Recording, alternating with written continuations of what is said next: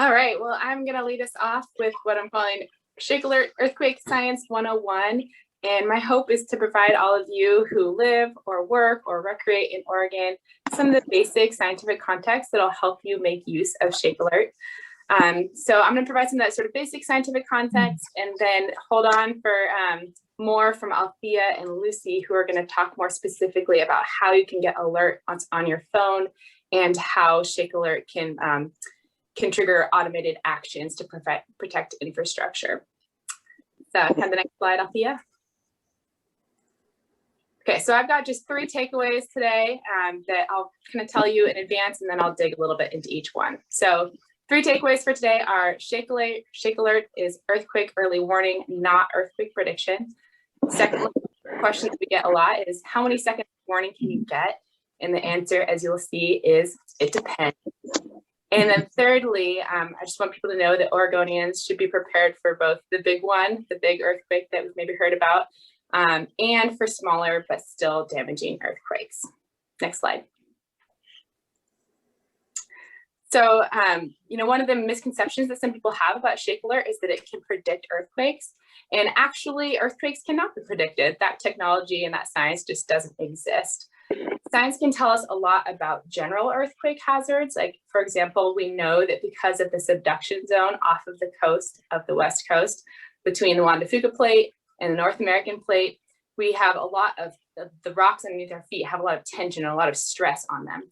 And that stress will eventually be released in an earthquake, but we don't know exactly where or exactly when that's going to happen.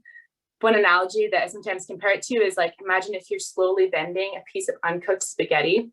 That piece of uncooked spaghetti can absorb a certain amount of stress until a certain point when it will break. But we don't know, is that going to happen like after 1 second of stress, or like 2 seconds or 10 seconds? Or we don't know if it's going to break like in the middle or off to the left or to the right. In the same way, we don't know exactly when or where the next earthquake is going to happen. We just have sort of general ideas about what areas are higher or lower risk. So ShakeAlert can't predict earthquakes before they happen, but ShakeAlert can detect an earthquake very quickly as soon as it does happen.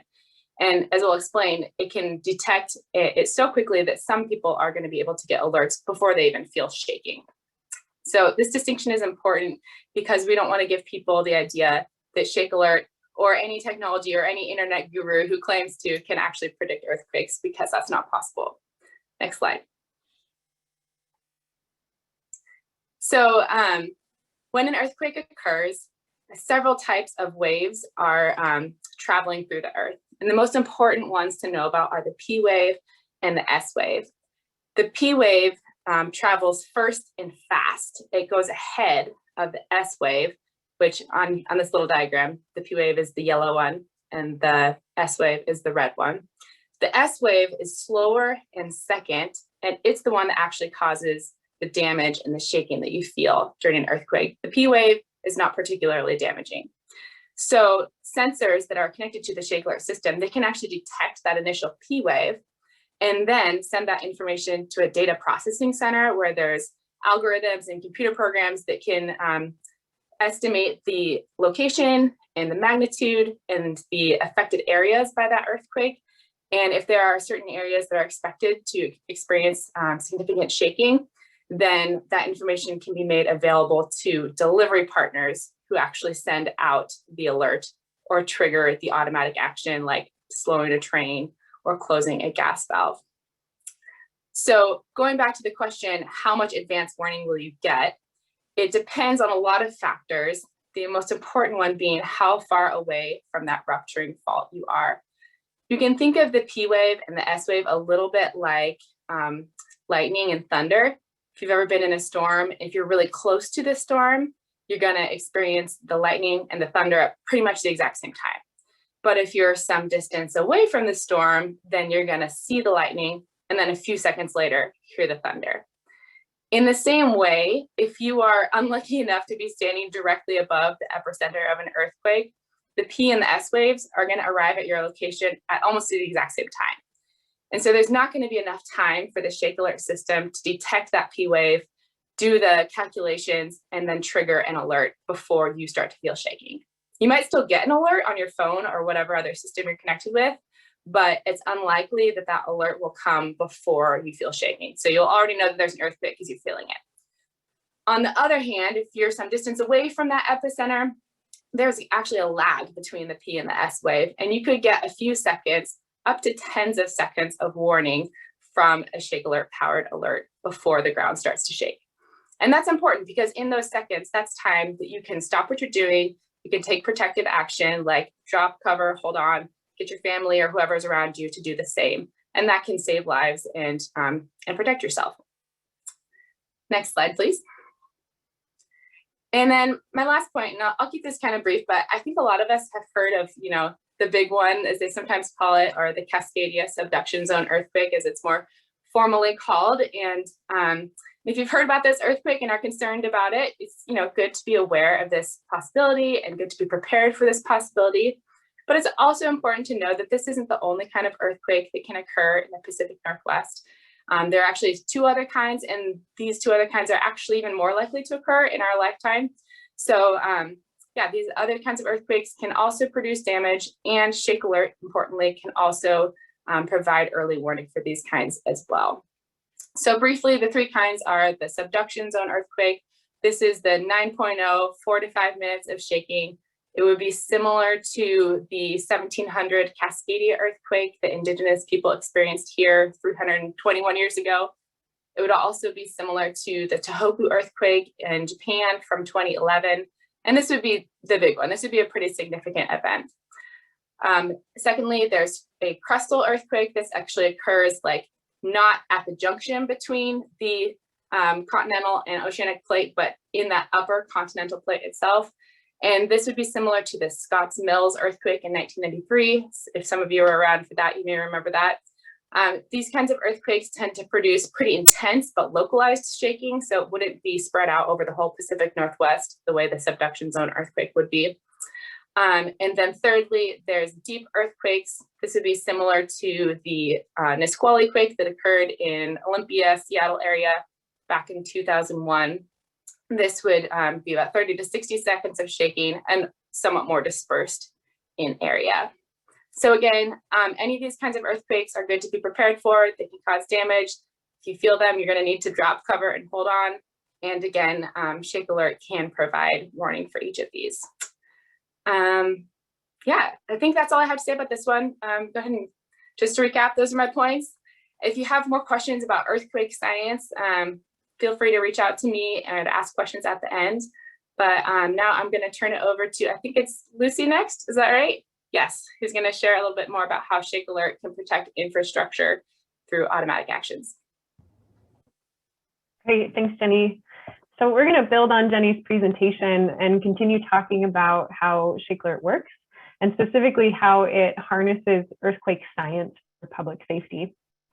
So ShakeAlert is the United States West Coast Earthquake Early Warning System.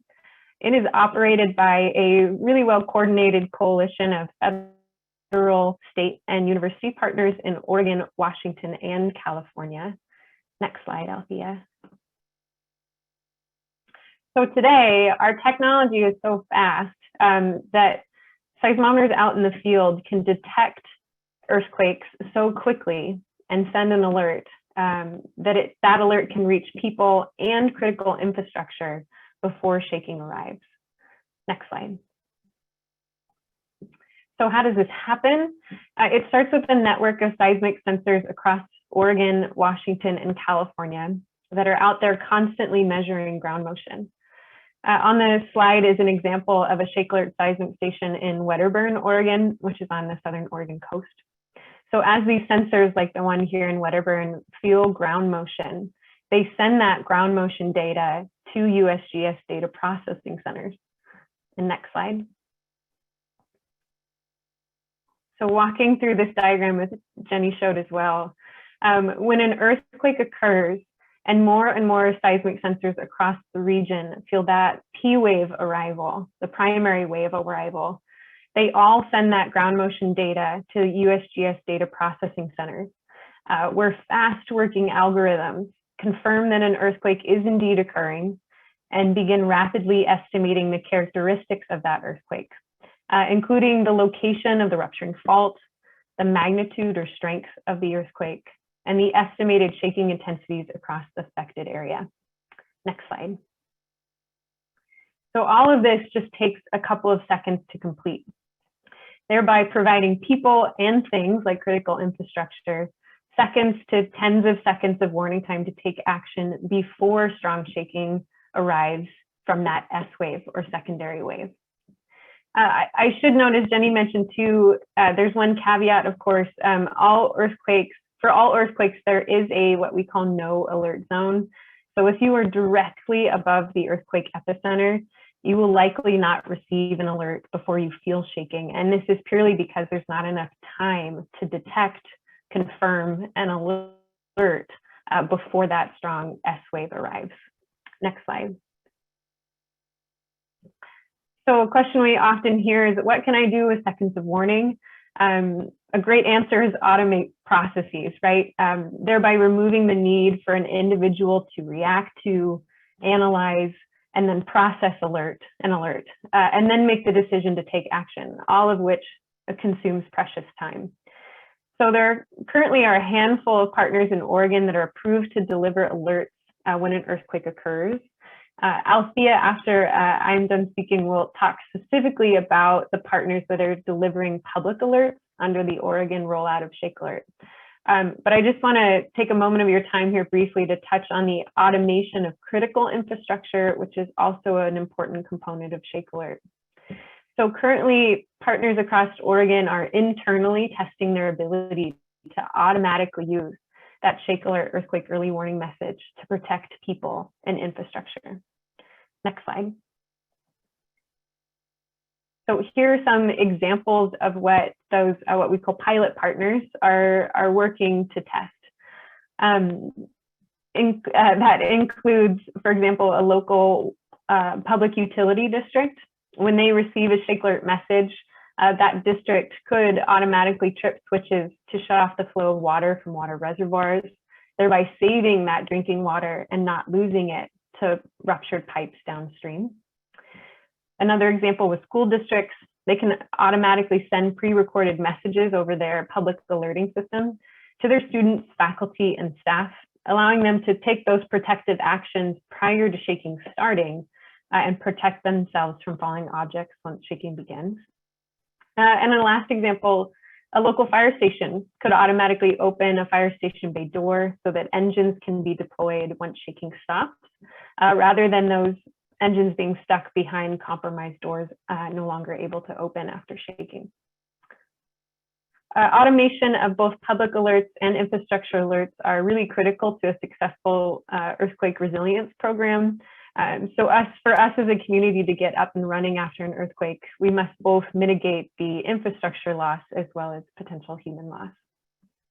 Next slide. I mentioned briefly when I started that ShakeAlert is operated by a coordinated coalition of partners across all jurisdictions. But I just want to take a moment to focus on the strong partnerships specifically in Oregon that have made rollout possible. This includes Governor Kate Brown and her vision for resiliency, also our congressional and state legislators, Oregon Office of Emergency Management, the University of Oregon, the Oregon Museum of Science and Industry, also known as OMSI, as Jenny just spoke to, the Oregon Department of Geology and Mineral Industries, the Pacific Northwest Seismic Network, and quite a few local stakeholders that were committed to facilitating an effective public rollout of ShakeAlert.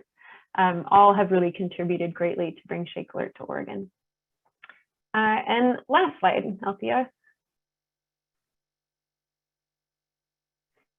Lastly, it's always good to repeat and reiterate. So in Oregon, there are 3 ways to receive an earthquake early warning alert on your personal cell phone. This includes wireless emergency alerts, also referred to as WEA. And this does not require you to download something or sign up for something. It's automatically on your phone. You just want to make sure it's enabled. But also ways to receive earthquake early warnings on your personal device is through push notifications. The 2 apps currently available in Oregon are listed here, MyShake and also Quake Alert USA. It's worth noting that both of these do require you to download from either the Apple Store or Google Play. They're on both, and they are available for free. And lastly, if you happen to be an Android user, you do have the option of automated Android operating system alerts directly from Google. But on that, I will turn it over to Althea, and she will talk more about the Oregon rollout and how to receive alerts. So Althea. Thank you, Lucy. So public alerting in Oregon went live on March 11th, 2021. We had the opportunity to learn a lot from California going live in 2019. You know, they had some challenges and they had some successes. So that really informed the way we rolled out here in Oregon. I just want to kind of point out that March 11th was the 10th anniversary of the last Great Tohoku Japanese earthquake and tsunami. You may remember that event. We had several $1 million worth of damage here in Oregon to some of our ports and harbors. So when these earthquakes happen, they are very, very large and can impact clear across the ocean. Lucy mentioned 3 different ways of getting the alerts.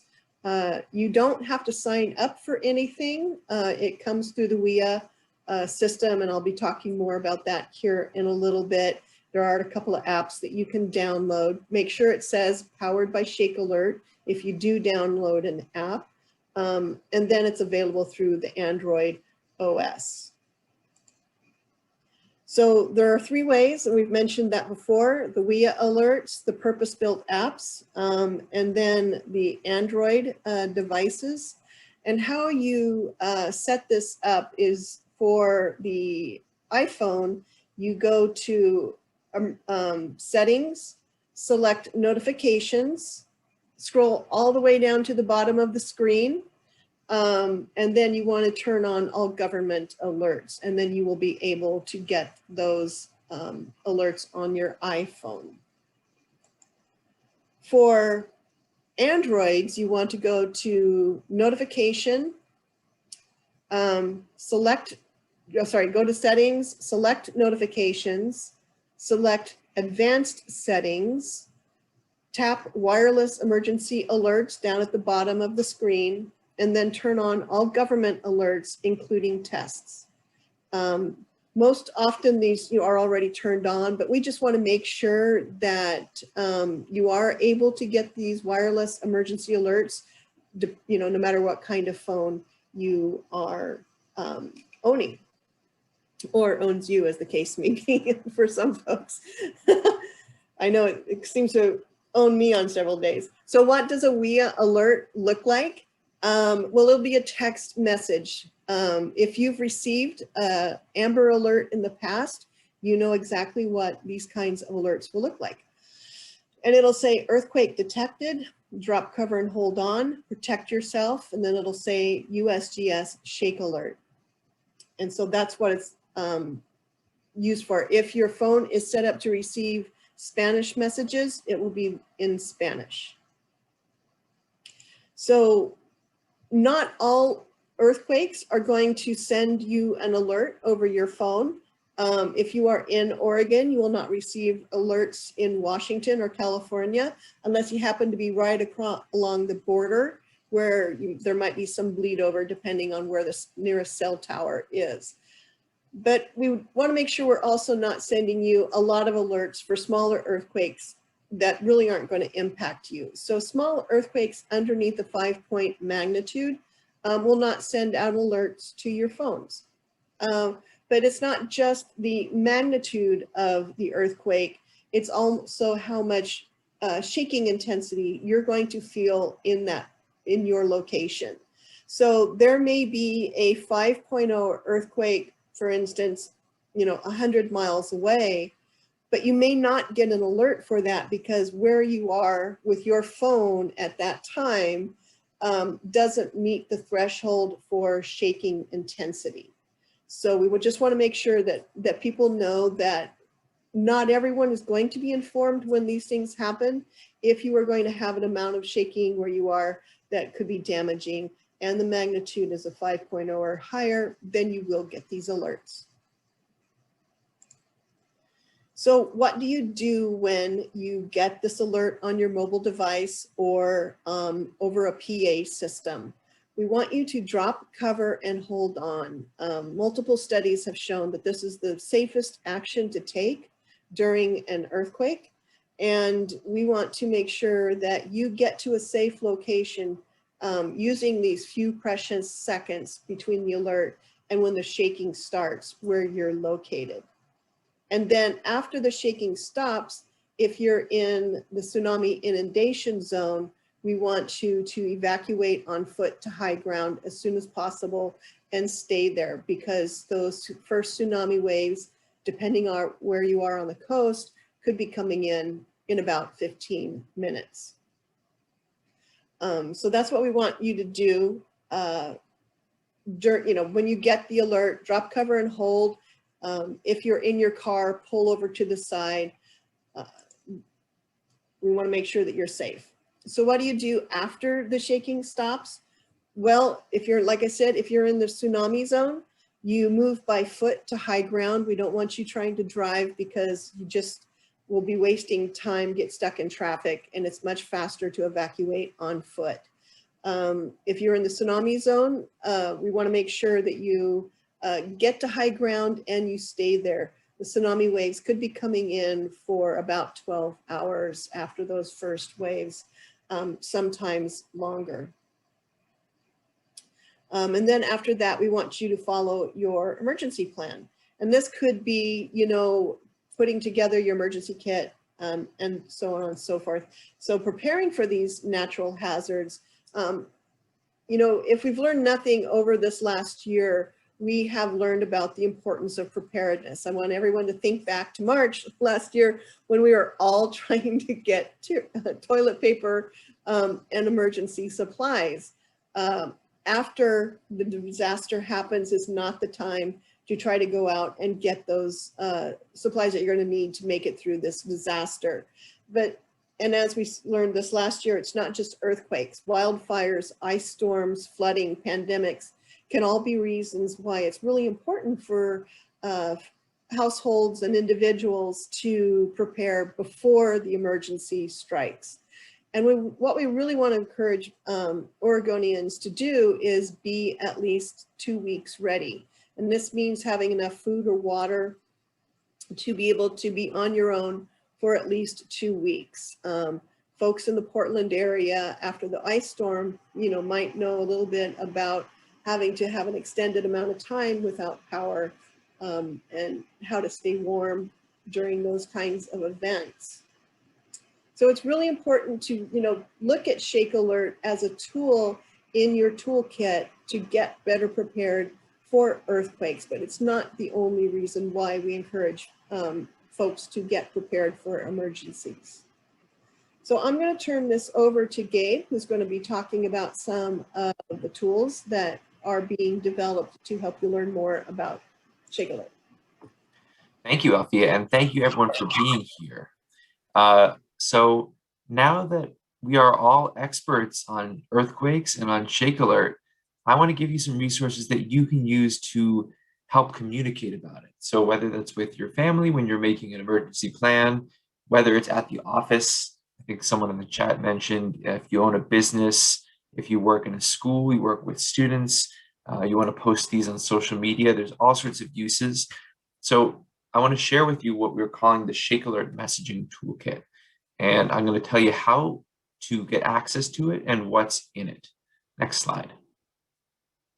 So the ShakeAlert messaging toolkit was developed over the last couple of years by the US Geological Survey and by emergency managers across the West Coast. So this stuff has been vetted and it is approved, it's up to date.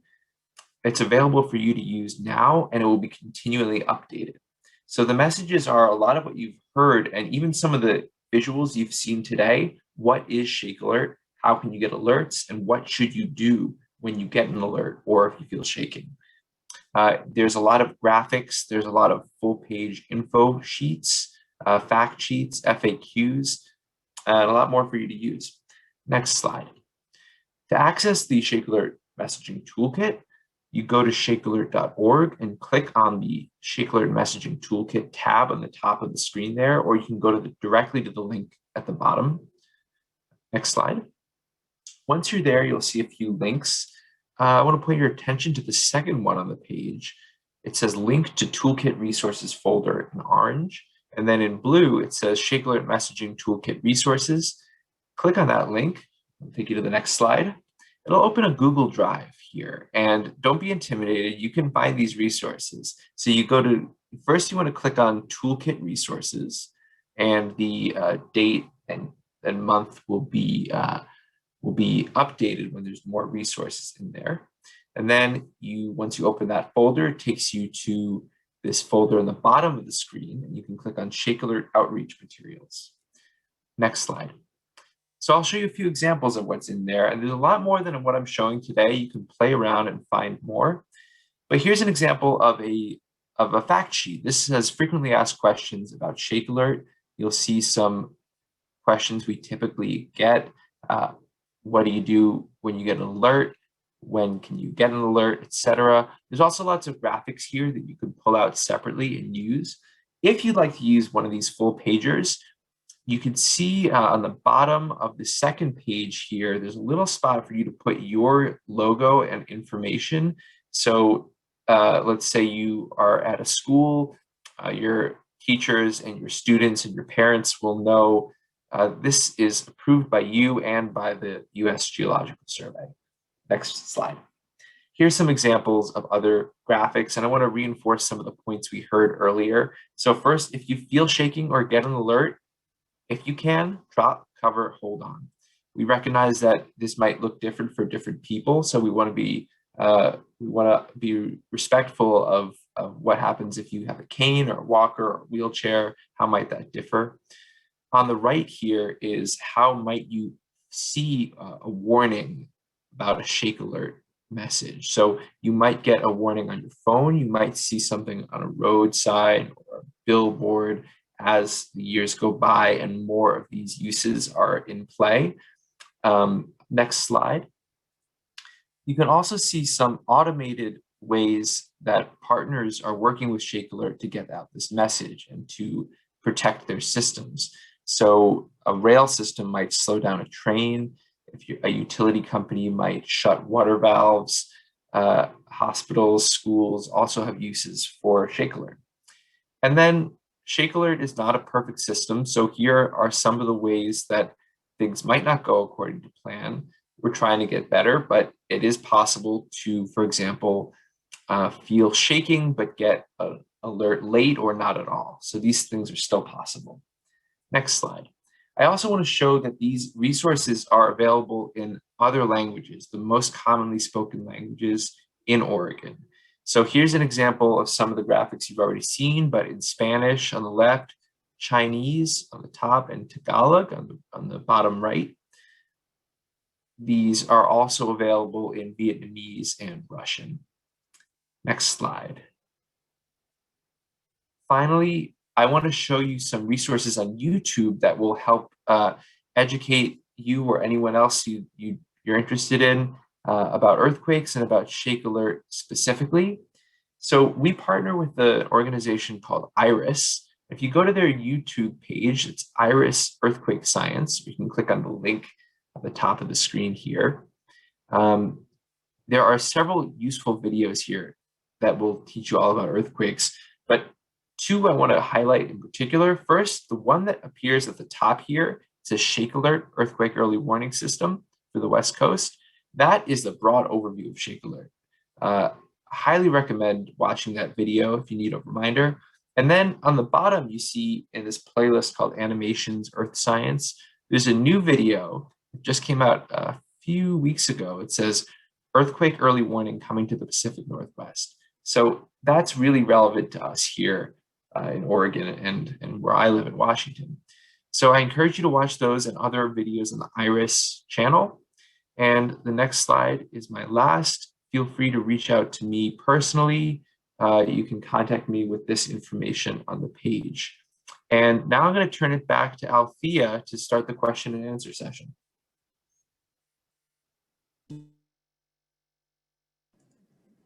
Thank you. Thank you to all of our presenters for this great information.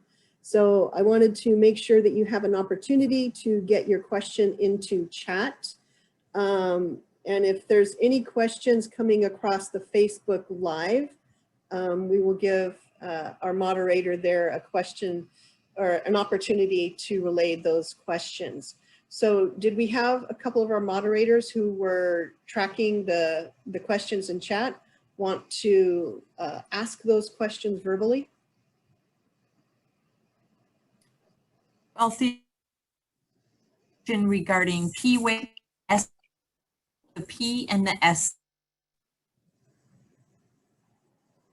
Lucy, do you want to take that one?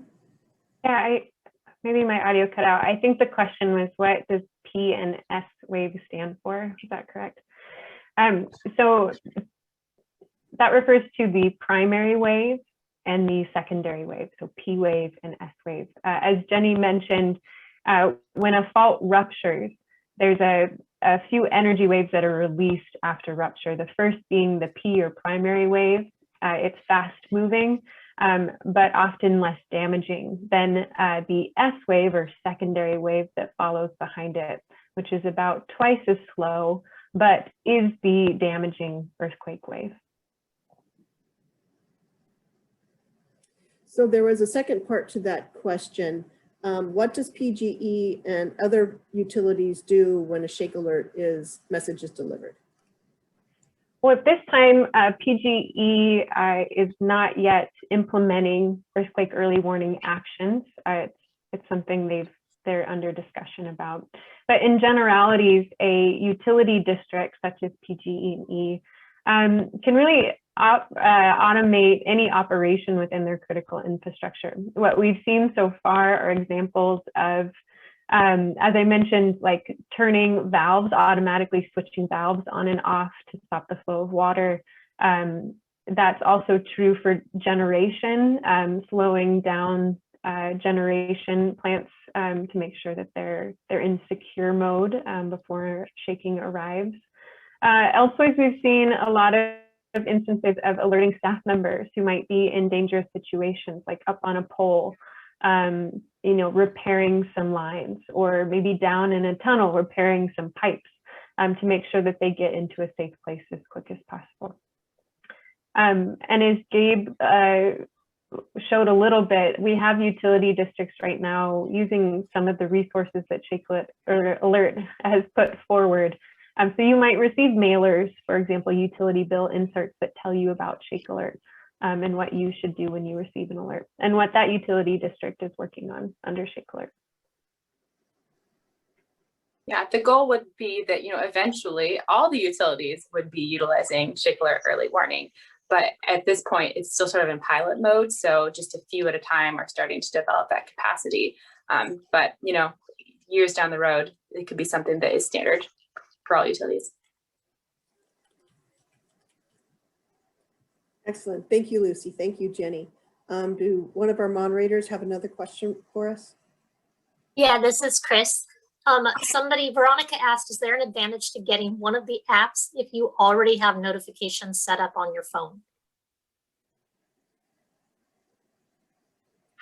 I can, go ahead, Gabe.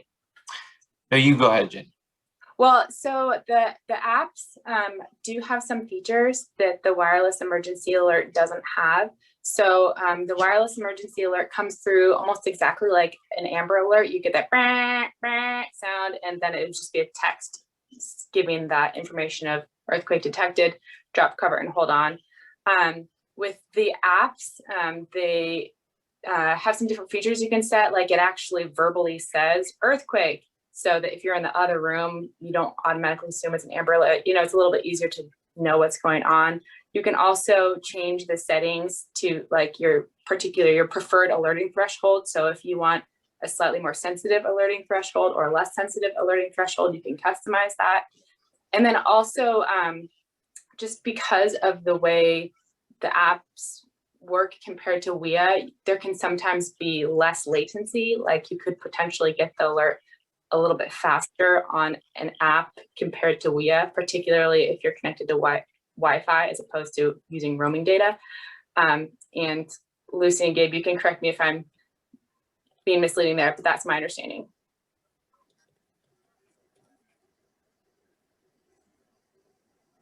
So it's good. It's totally fine to have, if you have WIA enabled, you can also have an app. They're not gonna like compete with each other to have both. It's great to have multiple options enabled. That way, you know, if your Wi-Fi is out, but your data is working, or, you know, this or that, it's just layers of preparedness is always better than one method. Thank you, Jenny. Lucy, will we get an audible alert if our phone is muted? Yes, my understanding that the avenues for alert delivery from our partners access critical alerts, and that way they will deliver an audible alert even if you have it on vibrate, for example.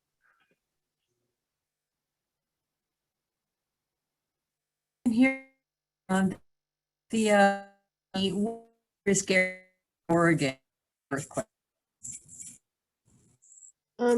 So that's a really good question about where is the highest risk in Oregon from earthquakes.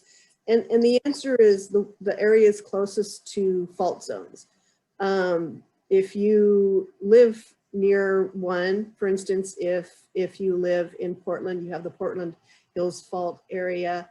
If you live over in Eastern Oregon, you have the Horse Heaven Hills Fault area, and you have local crustal faults, for instance, that, you know, created an earthquake in Klamath Falls in 1993.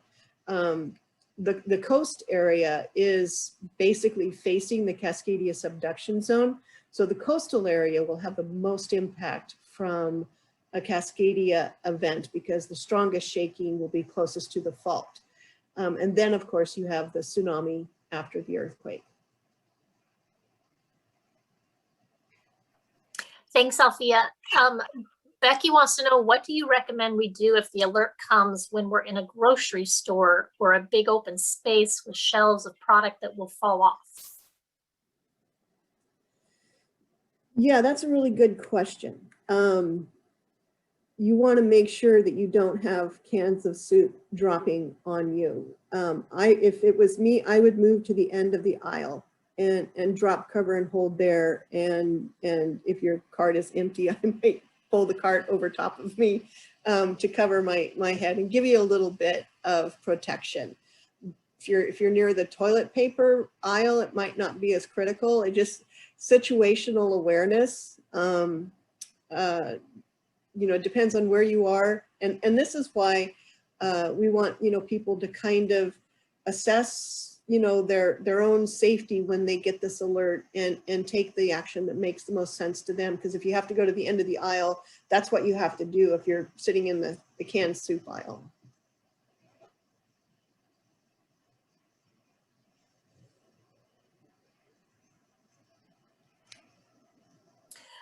Thank you for that. So I'm just going to answer a couple more that have been asked. Any rough estimate on the warning difference between the coast and the valley? So there are various types of earthquakes, and it really all depends on where the earthquake is relative to where you are. For the rare but very large earthquake that can happen on the subduction zone offshore, because the coast is closer to offshore, you will have less warning time on the coast compared to the valley. But there are other earthquakes that are inland, and then the opposite would be true.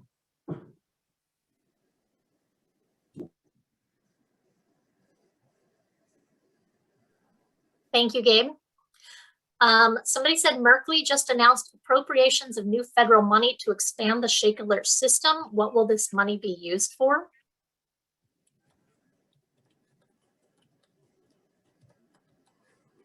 Lucy, do you want to take this one? You know, I'm not sure at this point. I know that was a recent release, so I don't have details on that, but that's something I can follow up with everyone on the phone once I can dive into it with our federal relations folks.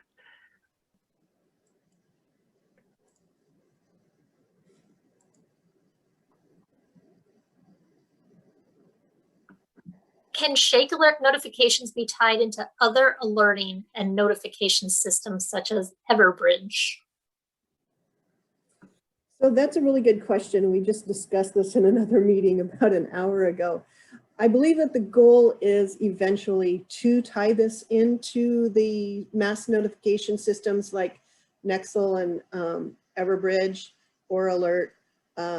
But we just need to give the system time to mature and for the technology to be developed in order to make those kinds of connections with the speed that it would take to make them valuable. Okay, thanks. I'll keep an eye out.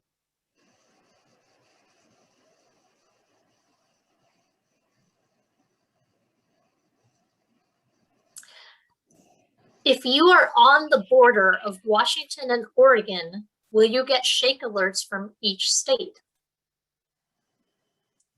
So the ShakeAlert system, once it is fully on board, will not have any distinction between one state and another. So there will be continuously smooth service from you between Oregon, Washington, and California.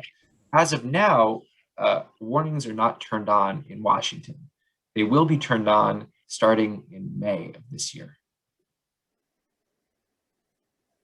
So right now, I guess if you're at the border, you will only receive notifications for earthquakes that are occurring in Oregon or can be felt in Oregon. Yeah, I think it just has to do with what cell tower your phone is connected to. So at some point crossing over the border, your phone is going to switch from getting data from a cell tower in Washington to getting data from one in a cell tower in Oregon. That might occur exactly on the border or slightly before or after, but yeah. Thank you both. Is there a site where people can look to see how close to a fault they are and what their risk is?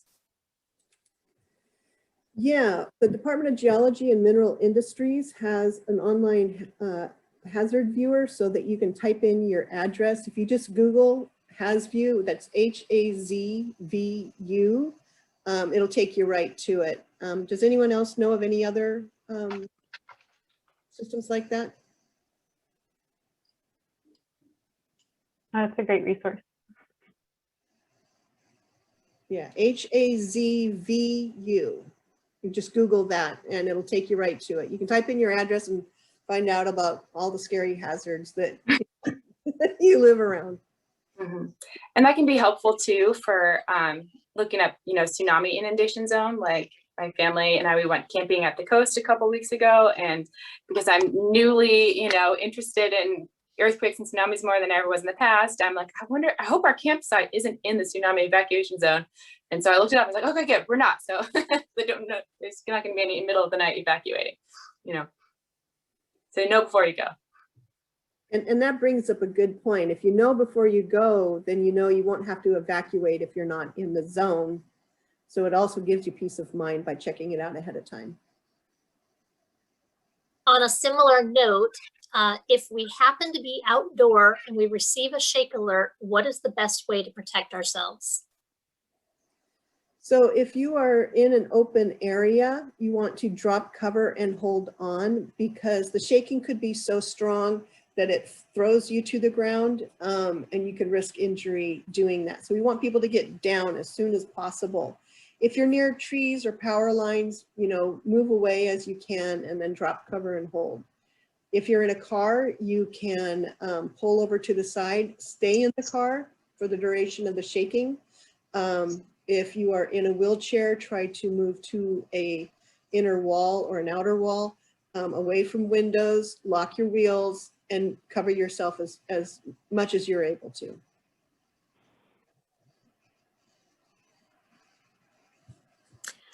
Becky says there's an old wives' tale about dogs barking in advance of an earthquake.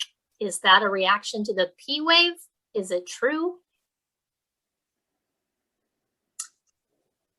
That is likely a reaction to the P wave. And sometimes you can see videos of a dog or a cat freaking out, and then a couple of seconds later you see shaking in the video, and what they're experiencing in that case is the P wave. But we shouldn't rely on our pets as our earthquake early warning system. Just to be clear. We can do better. We can do better, right? And my dog freaks out when the S truck arrives, so he cannot rely on it. Good point. How does the S wave attenuate with distance?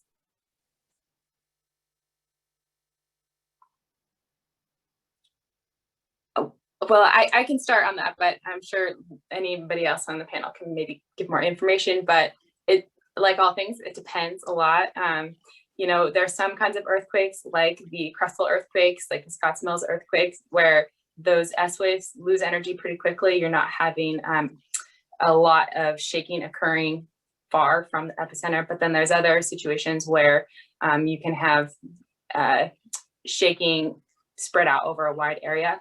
And another thing to understand too is that, like, we often think of earthquakes as having like one point source, like a pebble dropped in a lake or something, where the energy just goes out from one point source. But really big earthquakes, they're not coming from a point, they're coming from a long rupturing fault. And so even, like if the whole Cascadia subduction zone ruptures, like even if it starts down in southern Oregon, like the rupture is going to continue far north. And so S waves are emanating even from that northernmost point, if that's making sense. It's also good to point out that seismic waves attenuate differently in different mediums. So, for example, they attenuate smaller in really dense rock, like all of the basalt that's across Oregon, but attenuate quite a bit larger in really soft sediments. So this relates back to how you might experience an earthquake depending on where you are in the state, both as a distance from the rupturing fault, but also as a factor of what's underneath your feet.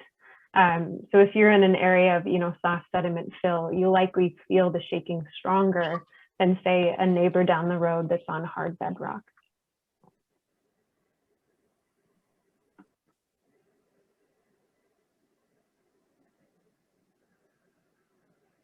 I think that we have covered most everything in the chat, but if I missed something, please feel free to type it in right now.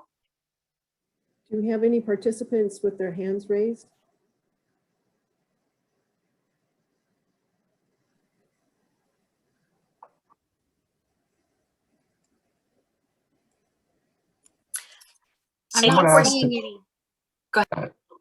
Someone asked about when there will be a test.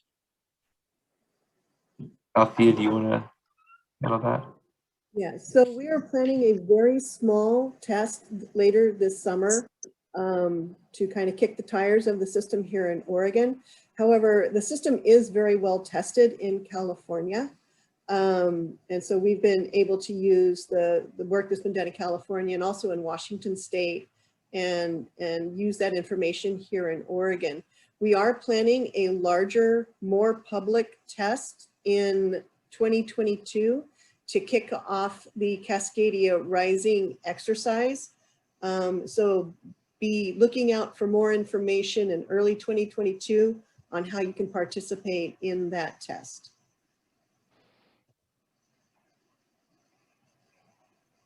I also saw a question kicked to myself about offshore sensors. Currently, ShakeAlert is just an onshore system. That's the congressional funding that we have currently, is to continue to build out the onshore system. There is advocacy being done right now for an offshore system. For example, Japan has both an offshore and onshore system. So it is correct that those, if we have a Cascadia subduction zone earthquake, it will be our onshore sensors that feel it first.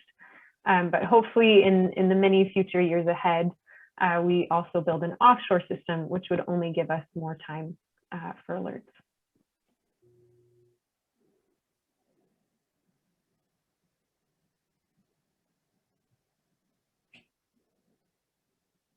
Anybody else have any last questions? And just a reminder, we will be sending, we recorded this and we'll be sending it to all participants. Hi, Yeah, Althea, question. this is Brian. This is Brian Young from Yamhill County. Tim Hanley has his hand raised.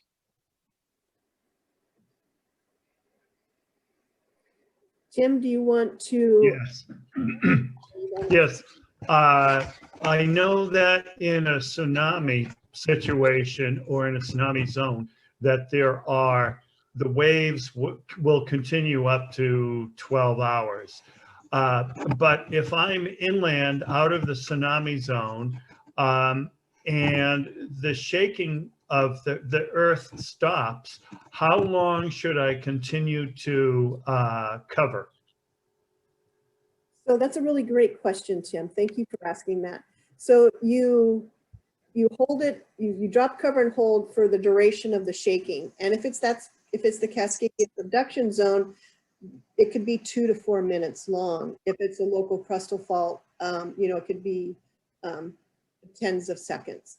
But just realize that, especially if this is a Cascadia subduction zone earthquake, there's going to be many aftershocks, and some of those aftershocks are going to be very, very large. So you may be dropping and covering a lot after we have a Cascadia subduction zone. So you do it while you have the extent of the shaking is happening, and then you have to do it again if you have an aftershock. It's kind of like the hokey pokey. If I may follow up. Oh, absolutely. How long, is there a rule of thumb for aftershocks? In other words, how long I should wait before, after the main shaking stops for possible aftershocks? Does somebody want to take that one?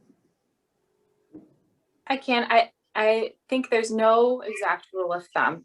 It can be minutes later, it can be days later, it can be weeks later. There are some earthquakes that happen years after the other that are judged to be aftershocks of a previous earthquake.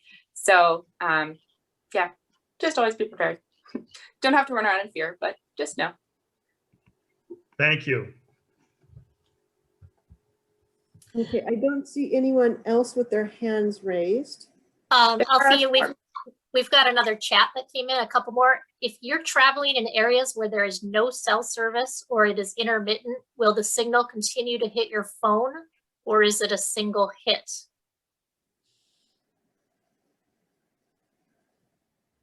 It's both. It's a single hit, but as Jenny mentioned, these earthquakes are rupturing along a fault, and so every half second or less, ShakeAlert is updating their information on the alert.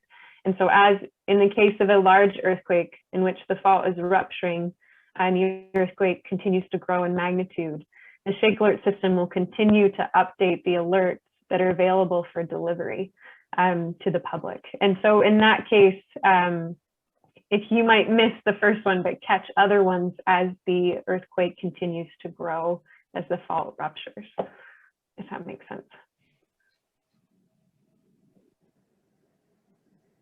Thanks. And then somebody else asked, when we get notice of an earthquake, will it tell us what kind of earthquake it is, such as a subduction zone or other?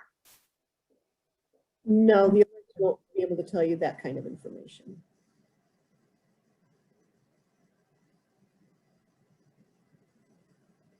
There is a little bit rule of thumb.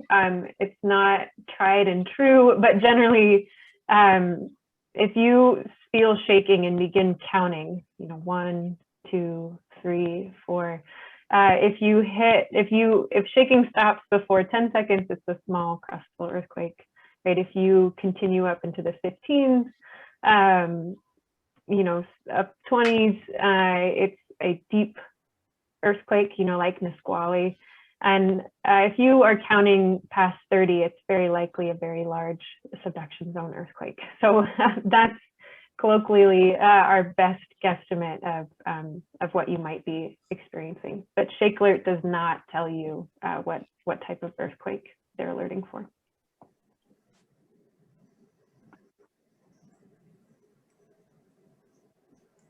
So the alerts will continue to sound off while the rupturing continues up along the Cascadia subduction zone. For those large earthquakes that continue to rupture. For smaller earthquakes, likely not, because the event itself is over fairly quickly.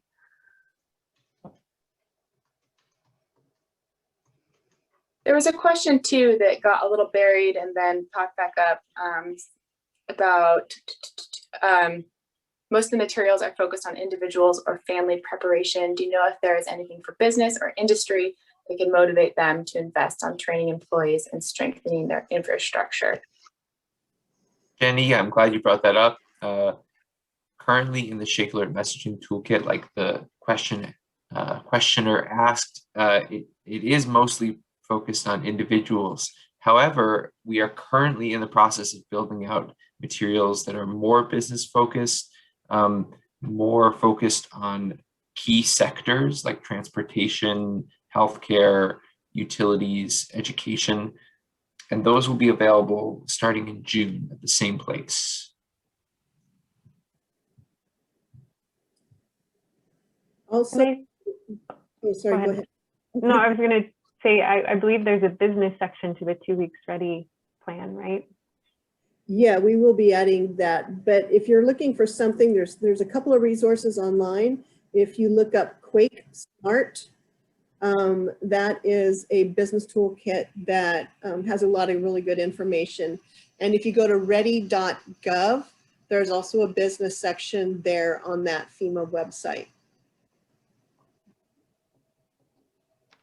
Wonderful. Well, we've been an hour, so I think we're going to wrap it up. We want to thank our panelists so much, and we want to thank all of our participants for being interested and being prepared. And thank you.